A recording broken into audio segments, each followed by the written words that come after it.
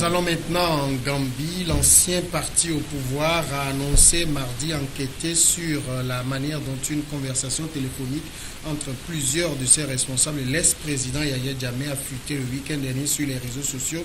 Monsieur Jammeh, au pouvoir pendant 22 ans, ne s'est pas exprimé publiquement depuis son départ pour un exil doré en Guinée équatoriale. Dans un enregistrement de 10 minutes extrait d'une conversation avec Yankouba Collé, un dirigeant de son parti, la PRC, on peut l'entendre dire « Ce que je souhaite pour la Gambie se réalisera.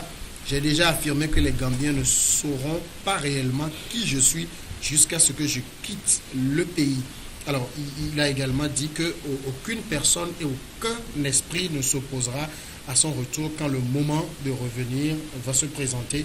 Et voilà qui déclenche une enquête. D'abord, on s'interroge, Dominique, sur comment est-ce que ça a été possible que cette conversation censée être privée est fuitée. Ce qui démontre à suffisant que le départ de Yahya Jammeh n'a pas changé grand-chose, puisque le pays est sous écoute, et sûrement c'est ceux qui sont chargés d'écouter les gens qui l'ont enregistré, qui l'ont laissé fuiter. Et pourtant, Adama Barrow a dit que lui, il est un bon démocrate, et que il y a la liberté de parole, et la confidentialité de nos discussions, des populations de la Gambie, mais malheureusement, il apparaît au grand jour que rien, il n'y a pas grand-chose qui ait pu changer. Mais je crois que si nous allons au fond même des discussions de Yahya Jammeh avec ces hommes, moi je dis, Adama Barrow peut réussir si il arrivait à faire au moins 50 à 60% de ce qu'il a promis au peuple gambien. Or, est-ce qu'il a les moyens de cette politique? Est-ce qu'il peut le faire? Parce que nous sommes dans un environnement mondial, économiquement un peu compliqué, où les investissements à travers le monde entier deviennent de plus en plus rares, et que pour le moment, la Gambie ne semble pas présenter une mine d'un pays sur où les investisseurs peuvent se bousculer. Donc, s'il n'arrivait pas, il est clair que les partisans de Yahya Jammeh vont démontrer aux Gambiens que voilà, il a promis tel et ciel, il est venu, il ne fout rien. C'est comme aujourd'hui les Burkinabés qui, dont Afro-Baromètre a dit que 53% des Burkinabés veulent le retour de Blaise Compaoré parce que, par exemple, actuellement, le désestage est à plus de 12 heures de temps actuellement. Et beaucoup disent que, mais autant de Blaise, on n'a jamais eu ça.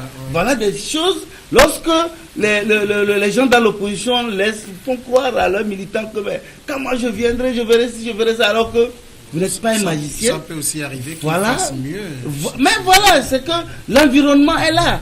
Vous n'êtes pas un magicien. Vous ne pouvez pas arriver et vous trouvez de l'argent, je ne sais pas où, et faire ce que vous voulez. D'abord, quand les gens viennent, ils préfèrent d'abord s'enrichir, penser à eux et penser à leurs amis, avant de penser à ce fameux peuple en question. Comme ceux qui gouvernent aussi. Mais non, maintenant, s'agissant du camp gambien, Yahya Jammeh peut se dire qu'avec l'incapacité de l'autre de pouvoir résoudre aux attentes, ou bien de répondre aux attentes de la population, ils peuvent s'appuyer sur ça pour revenir. Pourquoi pas? Alors, quand il dit en russe, aucun homme ou djinn, je rappelle que djinn dans la religion musulmane, c'est esprit, ne peut m'empêcher de revenir en Gambie. Il parle comme si il était tellement sûr que de toute façon, il reviendra. Bon, il est dans son rôle. C'est comme à l'époque Idi Amin Dada qui disait que qui espérait un jour revenir en Ouganda. Donc je dis, il est dans son rôle. C'est quelqu'un c'est un dictateur. Donc il va de soi que l'exil ne peut pas le satisfaire. Surtout un exil qui se passe dans un État qui lui-même est tenu par un dictateur. Donc bon, pour moi, oui. Il a l'expérience de revenir un jour dans son pays et peut-être de revenir en grande pompe suite peut-être à l'insatisfaction de la population. Maintenant, je pense que l'avantage du président actuel est qu'il est légitimité par la communauté internationale qui va qui souhaite mettre la Gambie en griffe dans les normes, dans les normes de son exploitation, et que peut-être justement, oui, à partir de cela, on va avoir des aides économiques, des fonds débloqués par le FMI, la Banque mondiale et tout ça. Mais toujours est-il que tout est question de vision et d'objectifs. Je pense que l'ex-président de la Gambie était un dictateur, qu'il avait il disait un certain nombre de choses pertinentes, tout en étant un dictateur. Le président actuel, c'est sûr qu'il va essayer d'ouvrir son pays à la mode actuelle qui est le néolibéralisme ambiant et tout. Donc ça va faire des heureux, ça va faire aussi des mécontents. Oui. Et le danger, ce sont ces mécontents. Ces mécontents, est-ce que cela... Ils sont un peu nostalgiques de l'ère Jammeh aussi. Bon, tout va dépendre de... Ils sont nostalgiques de l'ère Jammeh à quel et quel secteur. La liberté de presse est revenue. Maintenant, il est important de redémarrer l'économie.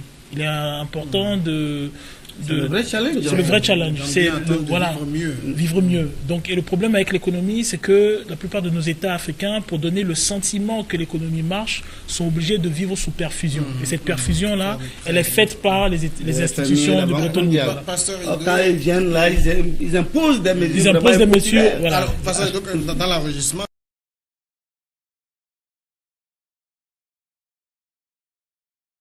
en tout cas, on sent également quelqu'un qui, malgré qu'il est en exil, c'est lui qui dirige.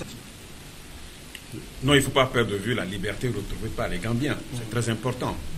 Les Gambiens ont retrouvé la liberté de parler, la liberté de s'exprimer, donc la liberté démocratique, ce qui est très important. Non, mais quand il concerne l'économie, vous savez, Yahya Jammeh a pillé le pays est vide, les caisses sont vides à son départ. Donc, il y a lieu quand même que le nouveau régime puisse s'organiser mieux. Et moi, personne ne souhaiterait un retour de Yahya Jammeh. Vous savez, Yahya Jammeh, c'est un dictateur, il est presque dans son rôle. Il va faire de surenchère. Est-ce que c'est une fait comme si, bon, il va mettre de la pression, il va revenir, ou de toutes les façons. Mais est-ce que c'est une bonne chose qu'un pays envoie certains de ses fils en exil? Mais il le mérite, parce que c'est lui-même qui l'a voulu. Parce que pendant 22 ans, qu'est-ce qu'il a fait de la Gambie? Il a dirigé ce pays-là de fait. Et les personnes ne pouvaient s'opposer à lui. Presque tous les opposants, il a mis tout le monde en prison. Ben lui, il a mis les fils de ce pays en prison. Les gens sont exilés. Mais je crois aujourd'hui l'ascenseur lui est retourné. Il faut qu'il vive aussi. Il faut qu'il vive aussi.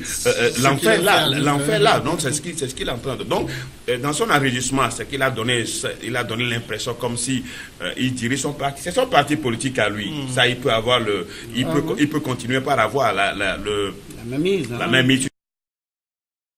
Sont partis, mais pas que tel. Mais c'est vrai quand même que tout ce qu'on peut lui dire aujourd'hui, c'est qu'il ne se serve pas de la Guinée équatoriale comme une base pour déstabiliser la Gambie. C'est tout ce qu'on peut, on peut redouter. Mais quant à ce qui concerne Yahya Jammeh, on connaît, c'est quelqu'un qui est éloquent, qui harangue les gens. Bon, donc, il n'a pas perdu son verbe, quoi. Il a gardé son verbe et c'est ce qu'il est en train de faire. Mais son retour, il faut donner le temps au nouveau président de pouvoir s'organiser. Il est venu, ça fait bientôt, ça fait 2 ans qu'il est venu au pouvoir. Bon, donc, il ne peut pas faire de miracle. Donc, là, il faut lui accorder le temps pour que c'est vrai, on ne peut pas laisser. Ceux qui pensent qu'il faut laisser ceux qui ont la même mise sur le pays, qui dirigent le pays comme leur semble, comme leur entreprise, les laisser parce qu'on estime que l'opposition en venant a promis le ciel et terre aux militants. Ce n'est pas normal. Je crois que la démocratie, c'est le principe. C'est le principe démocratique. Vous parlez de chimère comme si ceux qui étaient là faisaient mieux. Mais non, je dis c'est pourquoi en venant, il faut comparer deux choses. Quand tu arrives, tu vas offrir à ton peuple. Alors que ce n'est pas possible. Parce que justement, les populations sont aussi un peu démunis et lorsqu'ils écoutent un prophète qui leur vend la chimère ou des inutilités, ils se disent, dis donc, ils croient, ils ont foi. Maintenant, quand tu viens, tu n'arrives même pas à faire le 1/10 de ce que tu as fait. Non, mais il faut que je dise, mais on ne peut pas dire je pense que le dictateur qui est, pour moi, quand on parle de Yahya Jammeh, le dictateur pour moi qui peut être pour moi, qui a peut-être été un exemple en termes de retour, c'est Bokassa. C'est Bokassa qui revient dans son pays pour se faire juger par les instances de son peuple. Je pense que si Yahya Jammeh veut marquer positivement son peuple et asseoir ses prétentions en termes d'idéologie, ou qu'on appelle avoir une idée peut-être de l'envergure qu'il pourrait avoir, ce serait qu'il puisse rentrer dans son peuple. Je pense que la question de l'exil, elle est pertinente. Je n'ai pas vu dans les pays occidentaux des gouvernants qui exilent. C'est quelque chose qui héritait un peu du système colonial. Quand il y avait un dirigeant qui gênait, on l'exile, on le met dans un autre pays. Je pense que il faut à un moment que les États africains prennent sur eux. Napoléon a été exilé sur les îles.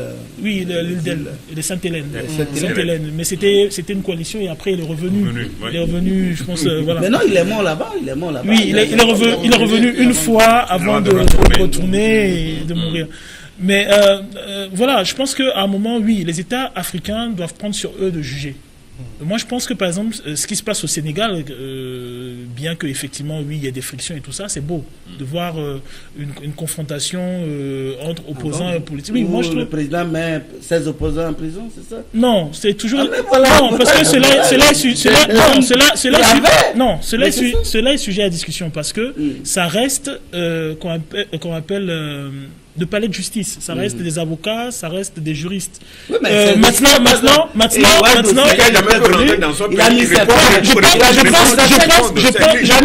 sais que d'autres en prison. Maintenant, son enfant, que je peux dire, Macky Sall, c'est un élément, c'est un cadre du PDS. Mais lui aussi, il est venu, il a mis le fils de Wade, et puis son challenger, celui qui peut l'empêcher peut-être. Non, mais Macky Sall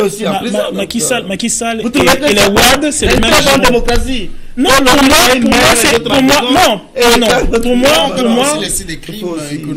pour moi, je pense que c'est une avancée. Si les faits sont avérés. Maire de Dakar, mais finalement, il a adhéré que les milliards dont l'accusé avait détourné étaient faux. Puisque c'est la sentence ne s'est plus basée sur ça, mais je crois qu'ils ont parlé d'autres choses. Hein. C'est sur ça qu'ils l'ont condamné à 5 ans de prison. Donc ce n'est plus les milliards qu'on lui avait collés. Donc ça veut dire que lorsqu'on veut nuire à son adversaire, bon, il y a cette facilité. Oui, mais ça fait partout. Ce sont des supputations. Et c'est pas pour la démocratie. Oui, ce n'est pas bon. Je te retourne la question. Dis-moi si ce n'est pas bon. Ce n'est pas normal. C'est pas normal.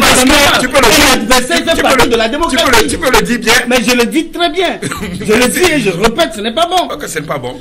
Aujourd'hui, c'est vrai qu'on fait... tu as un cas. Non, je dis non. C'est vrai qu'on fait débat là dessus, mais je rappelle que Nicolas Sarkozy est démêlé avec la justice après avoir quitté le pouvoir. Ouais, bon, là, on sait mais il reste dans son pays. Il n'a pas été exilé. Donc, il a quitté le pouvoir. Est-ce que Laurent Gbagbo, dans le cas d'espèce, est-ce qu'il sait bien qu'il ait été exilé à la CPI? Est-ce que la Côte d'Ivoire n'aurait pas pu le juger? Oui, bien sûr. Voilà. Donc pour moi, je pense... Pour le cas Gbagbo, il ne mérite même pas d'être là. Parce que il y a 2 acteurs majeurs de la crise qui ont tué les Ivoiriens, mais l'autre prend le pouvoir, il envoie l'autre à la CPI, ce qui n'est pas normal. Mais tout ça, c'est des masturbations intellectuelles de la part des Occidentaux. Mais je voudrais aussi rappeler le fait qu'il a dit que les djinns lui rassurent, a dit les esprits. Ils étaient où ces esprits-là quand... Les esprits ne l'ont pas révélé. Non, ils l'ont lâché. Qui sera lâché. Jamais avait dit que Dieu lui a dit que s'il perd les élections, il faut qu'il rende l'établier. Mais il a rendu. Il avait dit ça. Et puis il est retourné. Pourquoi il avait reconnu et après il change de position? Ou bien c'est les mêmes esprits qui ont dit que bon, maintenant tu peux reprendre. Alors peut-être que les mêmes esprits lui ont dit non, que c'est possible de reprendre le pouvoir. Peut-être c'est ça. Mais ce qui est clair, c'est que nous savons qu'il a pris goût du pouvoir. Un grand charlatan, un féticheur, vous savez. Bon, et quand il est parti, on a découvert des motifs. S'il veut rentrer, on va le juger. C'est ça. Mais ce qui est possible, il peut revenir s'ils sont partis, gagner les élections. Là, il revient d'une manière démocratique, il nous met sur la voie royale Et personne ne peut, puisque ce sont partis qui Ça ne peut pas le dédouaner des crimes commis. Attends, s'ils sont partis. Moi, je pense contre lui. que la Gambie, je pense que Yaya Jammeh, s'il a des prétentions, gagnerait à rentrer dans son pays.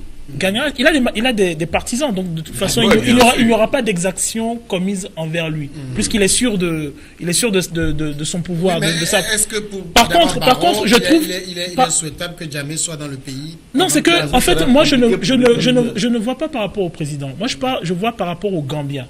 Je pense que il est intéressant pour un président. Fut-il dictateur, qui a été décrié, qui a été combattu, qui a eu les Occidentaux sur le dos, de pouvoir témoigner de certaines choses. Et c'est pour moi, c'est important pour les Gambiens, ne serait-ce que...